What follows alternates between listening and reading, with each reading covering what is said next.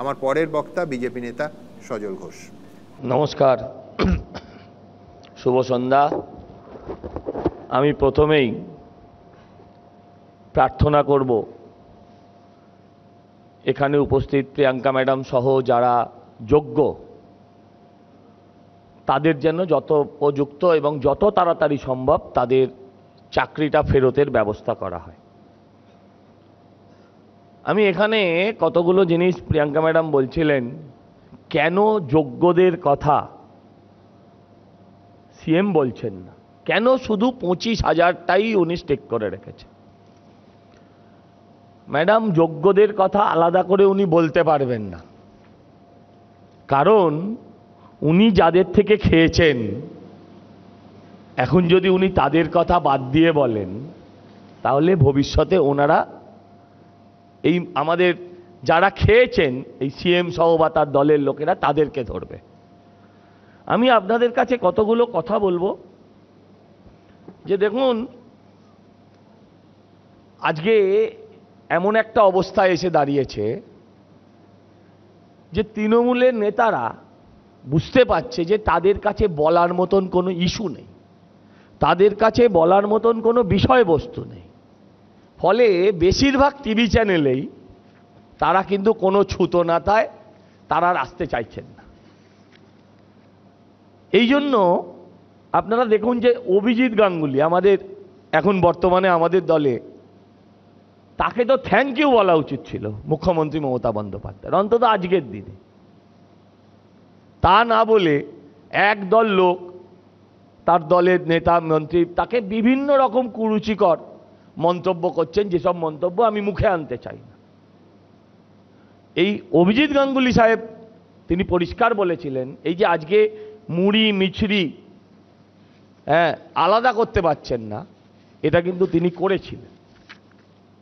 তিনি কিন্তু এই 25,000 চাকরি চলে যাওয়ার ব্যবস্থা তিনি বা সেই ধরনের মন্তব্য বা রায় তিনি দেননি।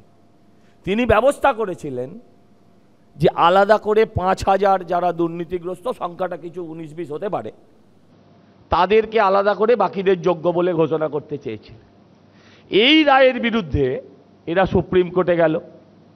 সুপ্রিম কোর্ট যথারীতি অভিজিৎ বাবুর হাত থেকে মামলাটা নিয়ে আজকে ডিভিশন বেঞ্চে দিল। ডিভিশন বেঞ্চ কিন্তু 25,000কেই বাতিল করল।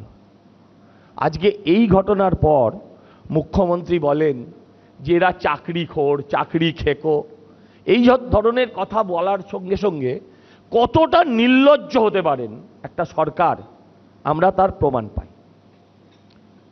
এখানে যিনি বসে আছেন প্রিয়াঙ্কাদি, তিনি বলছিলেন যে ছাত্ররা তাকে ক্লাসে প্রশ্ন করে যে ম্যাডাম আপনার চাকরিটা চুরি করে পাওয়া না অধিকারে পাওয়া।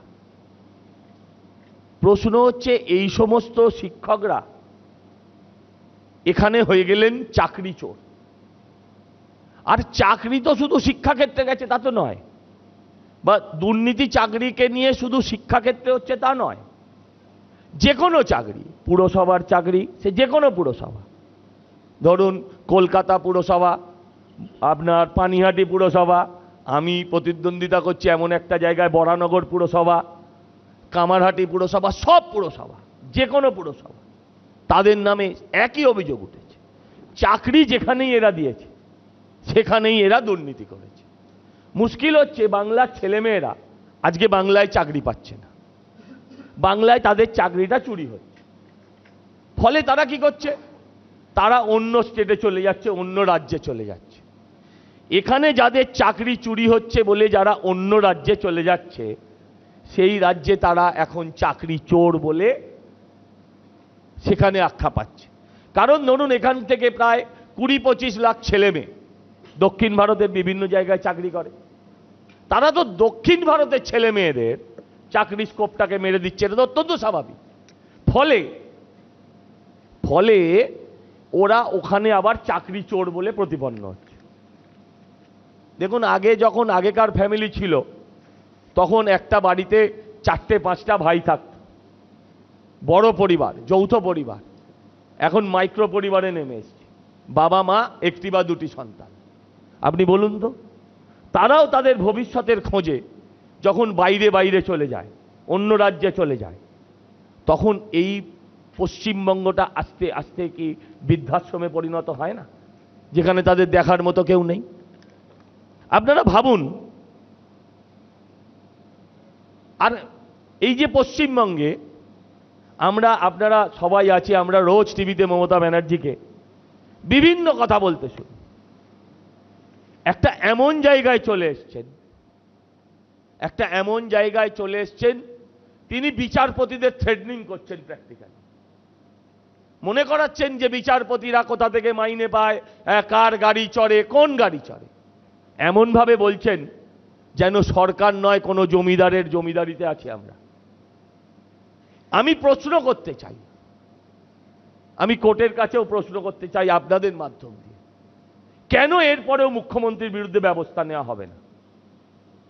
কেন একটা সুমোটো মামলা অন্তত পুলিশ তো করবে না, সুমোটো মামলা অন্তত কোর্ট করবে না? এটা আমরা জানতে চাই। আপনারা আমায় বলুন না। এই তো একটা মাত্র ঝড় উঠেছে এসএসসির, আর কয়েকদিনের মধ্যেই আমি গুলিয়ে ফেলছি, এখন এত মামলা, আপার প্রাইমারি না লোয়ার প্রাইমারি না প্রাইমারি ঠিক মাথায় নেই, আরো দু একদিনের মধ্যে সেই মামলাটারও রায় হবে। এবং রায় কি হবে এটা যদি কেউ দাঁড়িয়ে বলেন যে বোমা ফাটবে, তাহলে সবাই বলছে আগে থেকে জানতো। আচ্ছা, কাসবের ফাঁসি হবে এটা কে না জানতো? সেরকম অযোগ্যদের চাকরি যাবে, আর দুধ আর জলকে আলাদা করতে না পেরে তাদের সাথে যোগ্যদেরও চাকরি যাবে। এটা তো আজকে পরিষ্কার দিনের মতো, শুধু রায়টার অপেক্ষা। আপনারা ভাবুন তো দেখি, যারা সাদা ওএমআর দিয়ে চাকরি পেয়েছে, এর দুটো আঙ্গিক আছে। একটা হচ্ছে সাদা ওএমআরে চাকরি পেয়েছে, আমরা এদের অযোগ্য বলছি, কিন্তু সত্যিই কি এদের সবাই অযোগ্য? আইনের খাতায় নিশ্চয়ই এদের চাকরি যাওয়া উচিত, কারণ আইন শুধু প্রমাণ বোঝে, আইন শুধু তথ্য বোঝে, আইনের চোখ বাঁধা থাকে, সে দাঁড়িপাল্লায় সমান সমান করতে চায়। আপনারা বলুন তো, যদি আপনার বাড়িতে গিয়ে কেউ বলে, তৃণমূলের কোনো নেতা, বড় এমএলএ, বড় মন্ত্রী, সে যদি গিয়ে বলে 10 লাখ টাকা দে, আমি টাকাটা খাবো না, আমার টাকাটা কালীঘাটে পৌঁছে দিতে হবে, তাহলে তোর ছেলে চাকরি হবে। যে বাবা মা সে যেমনই হোক, তারা তো সারাটা জীবন লাগিয়েছে ছেলের জীবনটাকে দাঁড় করানোর জন্য, সে তখন বাধ্য হয়ে এই পয়সা করি দিয়েই চাকরিটার ব্যবস্থা করে। আইনের খাতায় আমাদের হিসেবে, আমাদের সকলের কাছে এরা প্রত্যেকে চাকরি চোর। কিন্তু আমি প্রশ্ন রাখতে চাই, এদেরকে চাকরি চোর বানালো কারা? এদেরকে চাকরি চোর বানালো কারা? আজ থেকে কয়েক বছর আগে, বছর খানেক, বছর দেড়েক হবে, এই যে টাকার পাহাড় দেখেছিলাম না আমরা, টাকার পাহাড়, ও মনে নেই সবার? পার্থদার, আচ্ছা তাতেও মনে পড়ছে না, অর্পিতার, এবার মনে পড়েছে। অর্পিতার ঘরের খাটের তলা থেকে যে টাকার পাহাড় দেখেছিলেন, এই টাকাটা কোত্থেকে এসেছিল? পার্থদা তখন বলেছিলেন এই টাকা আমার নয়, অর্পিতাও বলেছিলেন এই টাকা আমার নয়, ঠিকই বলেছিলেন, কারণ এই টাকা হচ্ছে এই ছেলে মেয়েগুলোর। আবার আরেকটা আঙ্গিক আছে, সেটা হচ্ছে যে শিক্ষকরা যোগ্য নয়, তারা যোগ্য শিক্ষা কেমন করে দেবে? ধরুন এদের মধ্যে যারা আছে, তারা যারা যোগ্য নয়, যারা শিক্ষকতার যোগ্য নয়, আছে তো এরম ছেলে মেয়েও, তারা গত 8 বছর ধরে ক্লাসে পড়াচ্ছে। এই 8 বছর ধরে যারা ক্লাসে ছেলে মেয়েদের ক্লাস নিচ্ছেন, তারা তো কয়েকটা প্রজন্ম তৈরি করলেন, যে প্রজন্ম যারা যোগ্য শিক্ষা লাভ করলো না। এইভাবে যারা সমাজের ক্ষতি করে, আজকে আপনাদের তাদের কথা বলতে হবে। আপনারা বলুন যে প্রিয়াঙ্কা দেবী চরম শাস্তি চেয়েছেন, হ্যাঁ আমরাও চাই এদের চরম শাস্তি হোক। যে শিক্ষামন্ত্রী দাঁড়িয়ে রাস্তায় মঞ্চ বেঁধে বলেন তৃণমূলের সব ছেলেমেয়েরা চাকরি পাবে, মাস্টার হবে, বলুন তো তাদেরকে আপনারা জেলের বাইরে দেখতে চান না, জেলের ভেতরে? আবারও বলছি, এটা তো যেহেতু এখন বাজারটা গরম আছে এই এসএসসি নিয়ে, তাই এসএসসি শিক্ষক এদের নিয়েই বলছি, কিন্তু মুশকিল হচ্ছে যে এরা যেখানে পেরেছে সেখানে চাকরি খেয়েছে। আমি বরানগরে প্রার্থী হয়েছি, আমি গিয়ে দেখছি বাপ কাউন্সিলর আর সেখানে তার ছেলে গ্রুপ ডি স্টাফ, ওই কর্পোরেশনে, ওই বাবার হাতে। এদের এক একজনের মাল্টিমিলিয়নার। যদি ব্যবসার গ্রাফ হিসেব করেন দেখবেন টাটা বিড়লা লজ্জা পাবে। অথচ এরা ওই কেষ্টর মতন, এরা গাছের খেয়েছে, তলার কুড়িয়েছে, বাজারের মালটাও ছাড়িনি, সেটাও লুটেছে। এই যে 40, 50, 30 হাজার টাকার চাকরিগুলো, এরা সেগুলোকেও ছাড়িনি।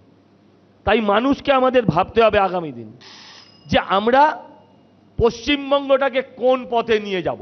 দেখুন, আমি রাজনৈতিক দলের পক্ষ থেকে এসেছি, আমি সরাসরি আবেদন করব আপনাদের কাছে, যারা বাংলার মানুষের এইভাবে প্রতিদিনের স্বপ্ন খেয়েছে, চাকরি খেয়েছে, দয়া করে আগামী নির্বাচনে তাদের খেতে হবে, তা না হলে পশ্চিমবঙ্গটা বাঁচবে না। ধন্যবাদ আপনাদের সবাইকে। ধন্যবাদ সজল।